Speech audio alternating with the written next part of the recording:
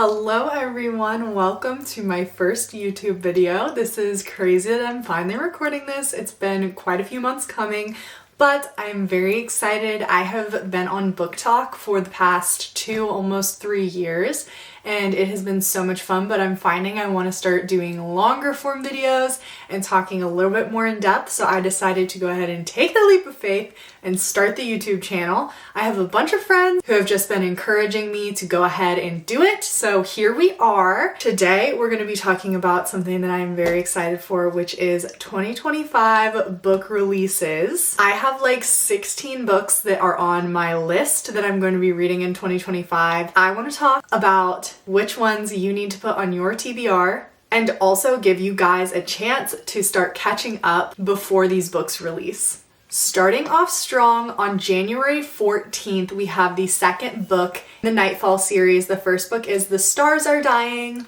This is by Chloe C. Panaranda. This book gives similar vibes to From Blood and Ash and the Plated Prisoner series. I thought that it was very unique in its trials that happen in it, and the tension between the characters is so good. You can see how pretty this cover is. This is the indie published version, but it did just get traditionally published, so you can get this in any of your bookstores now. The second book does come out January 14th. It did leave on a cliffhanger, and I've been waiting for about the past year and a half to pick this up, so I cannot wait. Next, we have the Fourth Wing series, which I'm sure a lot of you have already read, but if you haven't read it, there are 2 books out in this right now, Fourth Wing and Iron Flame. The third book in the Empyrean series is Onyx Storm. That comes out on January 21st. These are both super quick reads, and it's about a war college where there are dragon riders, scribes, all these different people. It is a romantasy, enemies to lovers, and this is one of the fastest paced books that I read last year. Absolutely obsessed with it. Switching pace from the romantasy, going into dark romance thrillers, we have Butcher and Blackbird, the third book in this series, which will complete the trilogy. Scythe and Sparrow comes out on February 11th. I absolutely loved Butcher and Blackbird. It's about 2 serial killers who fall in love. As you can imagine, it's pretty dark because of that. And then the second book is about 2 other serial killers in a different sense, but they're all interconnected in the same world. I gave Butcher and Blackbird a 5 stars. I didn't like the second one as much, but I've heard good things about ARC readers with Scythe and Sparrow so far. The next book I read in one sitting. It is The Heartless Hunter or Crimson Moth, depending on if you have the UK or US version. This is a YA romantasy series. It's going to be a duology. The second book is Rebel Witch, and that comes out on February 18th. This is pretty advanced for a YA book. It did not feel like I was reading to below my reading level, but really hooks you in. It is about a witch and a witch hunter, and they're basically both playing this game back and forth, trying to figure out each other's secrets. And this had one of the craziest twists that I've read this year in it. Absolutely can't wait to see how it ends with Rebel Witch. Then, one of the few romance books that I actually enjoy are Elsie Silver's books, and Elsie Silver's new series, Rose Hill. This is the first one, Wild Love. The second one is Wild Eyes, and the third one is Wild Side. And Wild Side comes out on March 4th. I usually finish these in like 2 days. I don't know what it is about the cowboy romances that I love so much, but every book in this series that she's doing is a single dad trope. The second book really built up the third couple's storyline a lot, and there's a lot of unknown questions in it, so I'm really excited to see the answers for it when Wild Side comes out. The next book is Sunrise on the Reaping, which comes out on March 18th. That is the next book in Hunger Games world, and it is Haymitch's book. So I actually did not read The Ballad of Songbirds and Snakes, but I absolutely will be reading Haymitch's book. On March 20th, we have Lady of the Lake coming out, which is the third book. It's called the Fae Spy Academy series, and the first book is Avalon Tower, the second one is Veil of Dreams, and if you like Avalon High, the Disney show, oh my gosh, you are going to love this series. It is essentially a Romantasy book, and there are fae and humans and half fae, and they go to Avalon Tower, which is the school. It has a bunch of King Arthur, Merlin history references, and I absolutely devoured both of them. Lady of the Lake is the last one in the series, and I'm very, very excited to see how it ends. On April 8th, we have Fearless coming out, which is the last book in the Powerless trilogy by Lauren Roberts. If you've been on TikTok and Book Talk, you definitely have seen this series. It is YA romantasy, very similar vibes to Hunger Games, but super fast-paced. If you are reading romantasy for the first time and don't know if it's for you, I think that this is a great test to see if it is, because this is very, very easy to follow and get into storyline and world building wise. Then on April 15th, we have Watch Me, which is the continuation of the Shatter Me universe by Tahiri Mafi.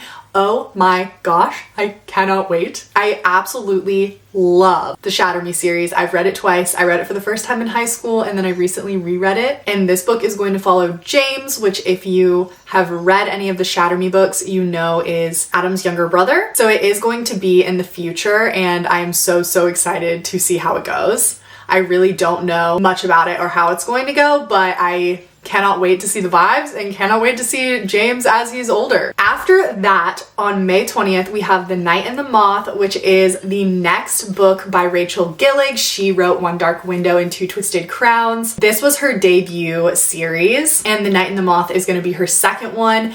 I absolutely loved these. They're very gothic fantasy vibes, and that's supposed to be the same vibe for The Night and the Moth. She's started teasing some fan art on her Instagram for it, and I just cannot wait. Her writing is very pretty and beautiful. She's very poetic when she writes, so I'm very, very excited about this. Then sometime in May, we don't have the exact date yet, we're getting the fourth book in the Gods and Monsters series by Amber V. Nicole. It is going to be called Wrath of the Fallen. These books are a great introduction to dark fantasy romance. It has some darker themes. These are urban fantasy, so if you enjoyed Crescent City and you want something that's a little bit darker but still set in the normal world and also in a fantasy world, these books are so good. They also are an insanely slow burn, but I have sobbed in every single one of them. Amber is known for just crushing your soul in the best way possible. Then on June 10th, one of my most anticipated for next year, we have the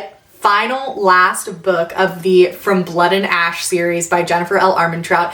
If any of you know me, you know that I love a Jennifer L. Armentrout book. I grew up down the street from her, and this series is just so complex. If you do want a romantasy series that is heavy on the romance but also has super intricate world building like an epic fantasy would, I highly suggest picking up From Blood and Ash and its prequel series, Fire and Flesh. The prequels are almost better than the original, honestly, but Primal of Blood and Bone is the sixth and final book in the From Blood and Ash and the Fire and Flesh universe. So it's going to bring both of the worlds together and just complete off the series. This has heavy, heavy enemies to lovers vibes, but it's also not a slow burn. You get there pretty quickly. And there's also some great side character development in these books. And at its core, it is a vampire book. So if you like vampires, definitely pick up From Blood and Ash or Fire and Flesh. Then on September 25th, which is my wedding anniversary, I get a nice little gift, which is the third book in